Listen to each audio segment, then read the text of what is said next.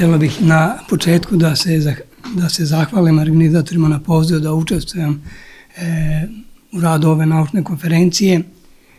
Naravno, razgovor o Kosovu i Metohiji uvijek je za mene i jako emotivan. Rođen sam na Kosovu, 10 km od Prizrena u selu Smać, gradu izuzetne geografije i isto tako izuzetne lepote.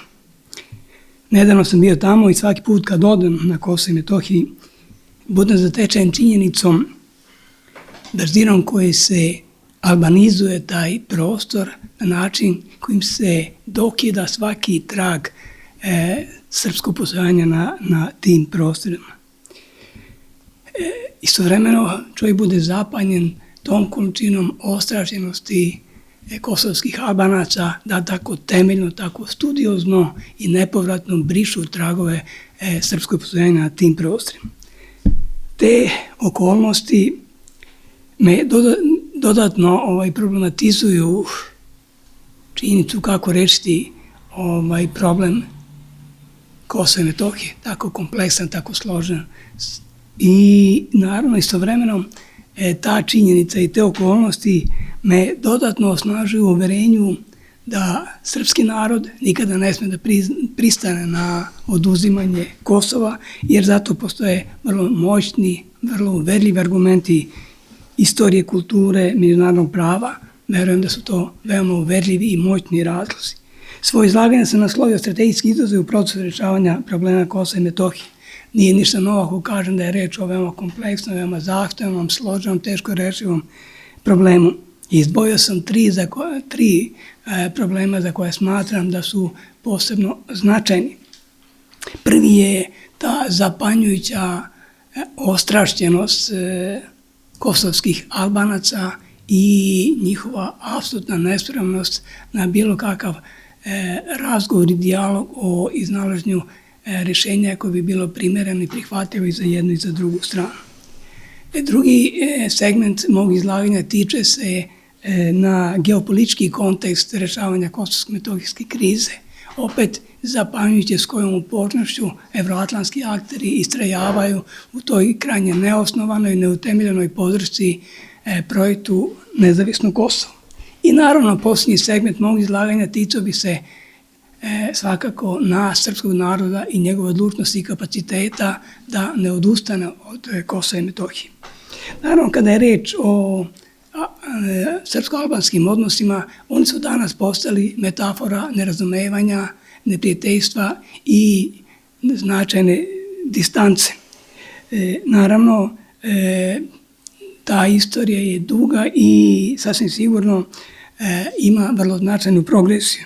Još od vremena zaposedanja Otomanske imperije Balkana, islamizacija Kosova i Metohije i najčešće nasilna seoba Srba na sever, kasnije i u vremenu formiranja prvih nacionalnih država su sve procesi koji su značajno uticali na formiranje jednog vrlo agresivnog albanskog koncepta koji eliminiše bilo kakvu mogućnost suživota sa Srbima na prostoru Kosova i Metohije. Naravno, takav jedan vrlo radikalno agresivan koncept je bio poguban za srpski narod i izvršen etnički inženjering i rastrebljavanje tradicionalnog prostora srpske državnosti, srpske kulture, srpske duhovnosti jeste nešto što svakako je deo takve percepcije. U nastojanju da svoj diskurs Albanci legitimišu, već decenijama potežu brojne istorijske, demografske i druge kontekste i iz njih izvlače dalekosežne zaključke. Više od 100 godina oni izgrađuju kvazi-istorijsku svest o pravu prvenstva Albanaca na prostoru Kosova i Metohije, ističući vrlo neuverljivu i lako osporivu ideju da su potomci Ilira, pri čemu zapostavljaju vrlo uverljive, vrlo nesporne istorijske činjenice o dominantnom pravoslavnom karakteru tog prostora u srednjem veku. Naravno, i svi događaji koji su se dešavali posljednjih decenija u dobroj meri, pre svega stav međunarodne zajednice, je ohrabrio kosovske Albance u jednom takvom diskursu. I naravno posebno oružana agresija i NATO bombardovanje kao i nelegalno proglašenje nezavisnosti Kosova i Metohije su u dobroj meri dali dalji podsticaj ka još snažnoj radikalizaciji stavova kosovskih Albanaca kada je reč o prostoru Kosova i Metohije. Činjenica jeste da je nesumnjivo takozvana Kosova republika zasnovana na nelegalnim osnovama, da je taj koncept zasnovan na jednom etničkom principu koji je teško prihvatljiv u 21. veku i da je čitav konstrukt te države zasnovan na nasilju i destrukciji. Međutim, ta činjenica ne umanjuje nacionalnu prepotentnost i agresivnost kosovskih Albanaca, njihove megalomanske ambicije stvaranja prostora velike Albanije, što predstavlja realnu opasnost dalje disolucije Balkana. Posebno je to problem koji je i u strategiji nacionalne bezbednosti, strategiji odbrane iskazan kao svakako najteži i najozbiljniji bezbednosni problem, jer je reč o daljoj radikalizaciji odnosa kosovskih Albanaca prema srpskim prostorima i u tom smislu mnogi nelegalni postupci koje vrši aktualna vlast u dobroj meri postiču vrlo snažne animozitete i otvaraju prostore za ozbiljne bezbednosne posledice. Naravno, ostaje dilema kako rešiti pitanje Kosova. Svesni smo da je dolaženje do tog rešenja veoma teško zbog krajnje udaljenih stavova srpske i albanske strane. Srpske i njenog nasilja da sačuva suverenitet i teritorijalnu celovitost, a albanski maksimalni zahtevi da steknu svoju nezavisnu državu. Naravno, ono što je nesporno, bez obzira što u ovakvim okolnostima to teško može da izgleda prihvatljivo, dugoročno Srbija mora bez zadnjeg da veoma temeljno počne da kreira okolnosti kojima će da redefiniše srpsko-albanske odnose i kreira okolnosti kojima bi ti odnosi mogli da poprime neke drugačije obrise. Bez obzira što u ovom momentu to izgleda krajnje neizvodljivo, uveren sam da redefinisanje srpsko-albanskih odnosa jeste odluka koja ima strateški karakter i u tom smislu takav jedan pristup jeste nešto što u mom dubokom uverenju zavređuje duboku pažnju. Naravno, kada je reč o geopolitičkom kontekstu, sasvim sigurno sudbina malih država u međunarodnoj politici je teška. U tom smislu velike sile mogu da je greše, da ne ispaštaju, dok male države moraju krajnje oprezno, krajnje promišljeno da traže rešenja za zaštitu svojih nacionalnih interesa. Nesumnjivo problem Kosova i Metohije jeste geopolitički problem i svi problemi ili najveći broj problema jeste vezan za različite aspiracije geopolitičkih aktera koji su i u daljoj i bližoj istoriji veoma značajno, veoma krucijalno uticali i doprinosili svim ovim problemima koji postoje na Kosovo i Metohiju. Nesumnjivo Kosovo jeste, znači posljedice geopolitičkih preokupacija velikih i u tom smislu odnosi Srba i Albanaca se pre svega sagledavaju kroz njihove geopolitičke interese i ambicije. U tom smislu, kada je reč o zapadnim geopolitičkim akterima kao glavnim akterima radikalizacije stanja na Kosovu i Metohiji, jasno se sagledava da geopolitički interes njihov svakako preteže i daje na značaju, geopolitičkom značaju Albancima i njihovom zaposedanju prostora Kosova i Metohije. Ističu se stavovi da Albanci i njihovo prisutno na Kosovu i Metohiji je geopolitički mnogo prihvatljivije sa stanovišta njihovih geopolitičkih interesa. I u tom smislu od Srbije se pre bilo kakvih razgovora i konsultacije dijaloga traži neprestano da pristane na već ranije definisane okvire kosovske nezavisnosti. U tom smislu u Republici Srbiji se nameće okvir stabilizacije srpsko-albanskih odnosa, ali na način da se prizna nezavisnost Kosova i Metohije. U smislu da Srbija mora se prilagodi nove realnosti na terenu, bez obzira što ta realnost je rezultat geopolitičkog delovanja tih glavnih aktera. Naravno, moram da kažem, upotrebit ću ponovo izraz, zapanjujuća je činjenica da akteri koji su kreirali okvire kosovske državnosti i dekonstruisali teritorijalnu celovitost Srbije tako istrajno, tako konstantno ispoljavaju ravnodušnost i nadmenost prema srpskim interesima. Mnogi analitičari, ima ih i na zapadu, smatraju da vreme unipolarnog momenta je prošlo i da danas su sve značajniji u međunarodnoj politici akteri koji se zalažu za jedan primereniji multipolarni koncept međunarodne politike koji će se zasnivati na konceptu međunarodne zajednice i konceptu uvažavanja međunarodnog pravnog poretka kao civilizacijskog dostignuća. U tom smislu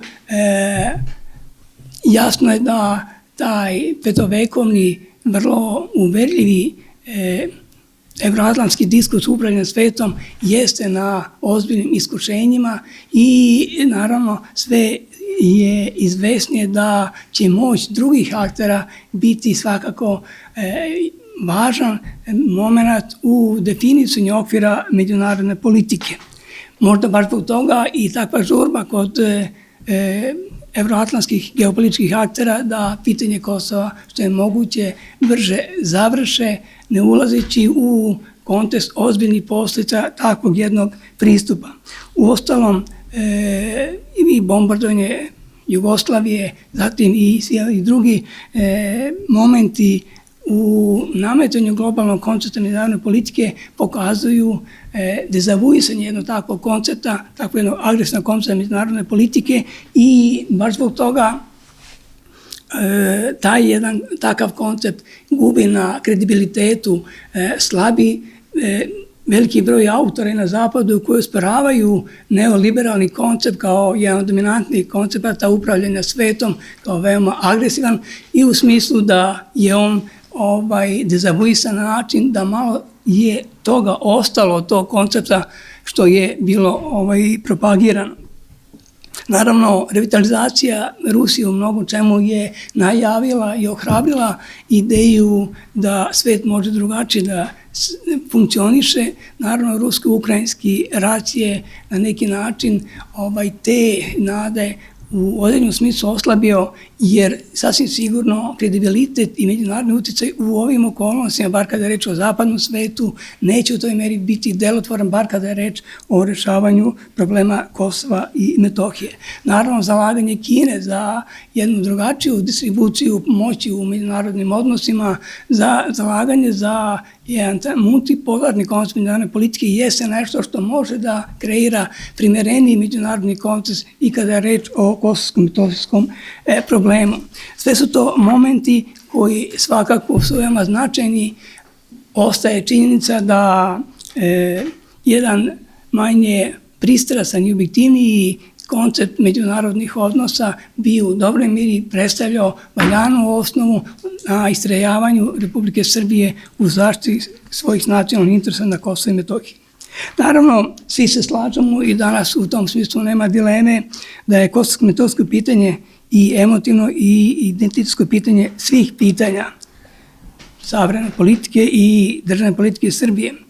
I naravno, primarnu važnost ovog pitanja u nacionalnom okviru srpskog naroda malo ko sumnja. Ogromna većina građana Srbije i srpski narod u celini pitanje Kosova i Metohije doživljavaju kao duboko moralno i suštinsko i u državnom i u nacionalnom i svakom drugom, pre svega kulturološkom i verskom smislu. Otuda zalaganje za očuvanje teritorijalne celovitosti jeste nešto što ima punu podršku većine građana u Republici Srbiji. Baš zbog toga veoma je važno da i Srbija, bez obzira što je mala država, veoma jasno, veoma nedvosmisleno iskaže svoju spremnost da štiti svoje nacionalne interese. Stoga je veoma značajno i potrebno da snažno i nedvosmisleno se odupre svim onim zahtjevima za ubrzanim rešavanjem kosovskog pitanja. Naravno, ima mnogo razloga koji idu u prilog takvom stavu. U nastojanju da srpska politička elita odbaci odlučno priznanje nezavisnog Kosova. Prva i istorijski moment jeste svest da je svakako Kosovo i Metohija i državna i identitetska i duhovna vertikala srpskog naroda. U tom smislu svako odustajanje od Kosova i Metohije bi značilo trajno zakidanje nekih važnih aspekata u karakterološkom i svakom drugom smislu kada je reč o biću srpskog naroda. Drugi razlog je isto tako značajan karakter stanja na Kosovu i Metohiji koje treba rešiti. Nesumnjivo, sadašnje prilike na Kosovu i Metohiji jesu rezultat nezakonitog bombardovanja Republike Srbije i u tom smislu je teško prihvatljiva nova realnost na koju se Republika Srbija primorava. Reč je o stanju koje je nelegitimno, nelegalno, zasnovano na nasilju i u tom smislu moralno je pravo da se takvom stavu i suprotstavimo. Činjenica da je u uspostavljanju Nezavisne Republike Kosovo značajno narušeno međunarodno pravo, danas sve veći broj aktera u međunarodnoj policiji koji zagovaraju ideju međunarodne zajednice, a koja je nezamisliva bez poštovanja međunarodnog pravnog poretka. U tom smislu nema dileme da Kosovo i Metohija moraju da ostanu deo Srbije, jer bi jesu proizašli iz posledica nasilja posljednjih 150 godina.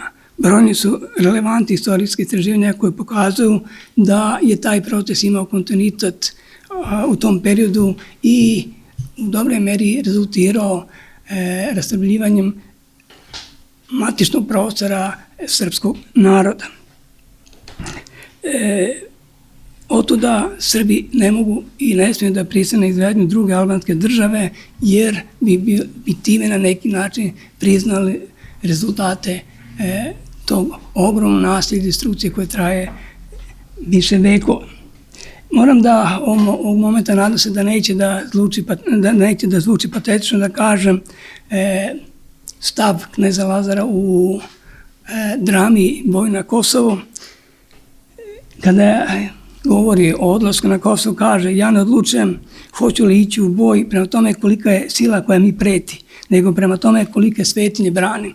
Mislim da su to momenti svakako veoma značajni. Kosovski zavet jeste zavet i on nije vremenski ograničen. Naravno, želeo bih na kraju da kažem da mi se čini da političke elite posljednjih godina pokazuju možda prenaglašenu kooperativnost kada je reč o zahtjevima Zapada i da u tom smislu neka rešenja koja su u prethodnom periodu na neki način legalizovana jesu na štetu srpskih interesa i na neki način otežavaju pregovaračku poziciju Republike Srbije. U tom smislu mislim kada je reč i o Briselskom sporazumu, svakako njegovo donošenje je bilo i uslovljeno vrlo ozbiljnim svakodnevnim problemima Srba na tim prostorima, ali neka rešenja u Briselskom sporazumu kao i u najnovijem sporazumu jesu rešenja koje će u dobroj meri ograničiti poziciju srpske političke elite u traženju primerenijih rešenja za Kosovo i Metohiju. Hvala vam.